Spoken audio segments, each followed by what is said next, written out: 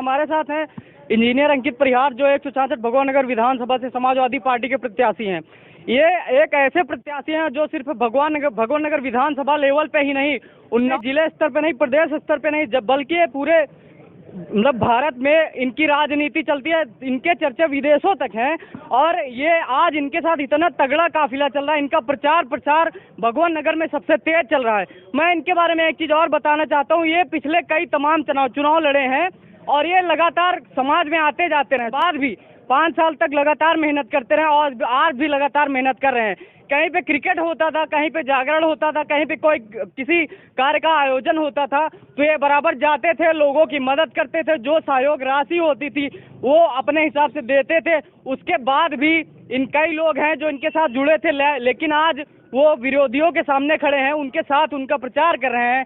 लेकिन जो इनके मुख्य कार्यकर्ता हैं, जो इनको दिल से चाहने वाले हैं, इनके साथ खड़े हैं। इनसे आज हम बात करेंगे। बहुत बहुत स्वागत है हमारे चैनल। बहुत बहुत धन्यवाद आपका और आपके सभी दर्शकों को बहुत बहुत शुभकामनाएं। तो भगवान नगर के लिए आप क्या कहना चाहते हैं? भगवान नगर मेरा परिवार है और भगवान नगर परिवार के सदस्य के रूप में मेरे जो कर्तव्य हैं मैं उनका निर्वहन कर रहा हूँ। और आगे आने वाले समय में जो मेरे अंदर ताकत होगी, सामर्थ्य होगा, उस सामर्थ्य को भगवान नगर परिवार की सेवा में 1000 गुने समर्पित करने का काम करूँगा। कल तक जो आपके साथ जो लोग थे आज वो आपसे कटे हैं, तो उनके बारे में आपका क्या कहना है? नहीं, कोई हम तो ये बात नहीं कहेंगे कोई हमसे कटा है। सारे लोग हमारे साथ थे और सारे लोग देखिए परिवार है ये हमारा।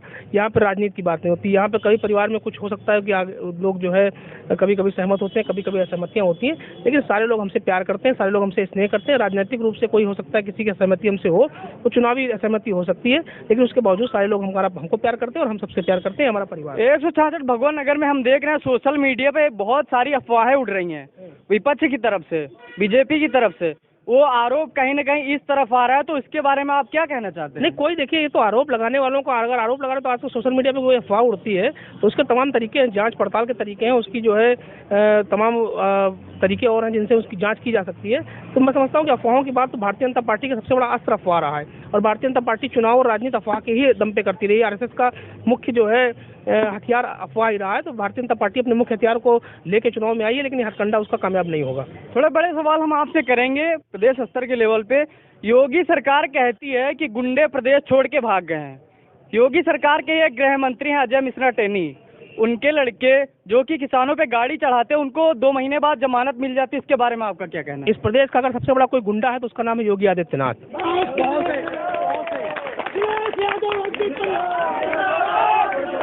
आदित्यनाथ से बड़ा गुंडा जो ठोको नीति की बात करे, एक मुख्यमंत्री जैसे सम्मानित और संवैधानिक पद पर बैठने के बाद जो ठोको शब्द का इस्तेमाल सदन के अंदर करता हो, उससे बड़ा गुंडा दूसरा कोई नहीं हो सकता। जिन्होंने कहा कि हम गर्मी निकाल देंगे, इन शब्दों का प्रयोग करने वाले अगर गुंडे नहीं है तो आप बताइए उनकी भाषा शैली क्या कह रही है कि वो गुंडे है कि नहीं। जिन्होंने इस प्रदेश के किसानों के ऊपर अत्याचार करने का सीमा पार कर दी, जिन्होंने इस किसानों के शांतिपूर्ण आंदोलन में गाड़ियां चढ़ाकर उनको मौत के मुंह में डालने का काम किया, ऐसे लोगों को गुंडा नहीं कहा जाएगा तो क्या कहा जाएगा?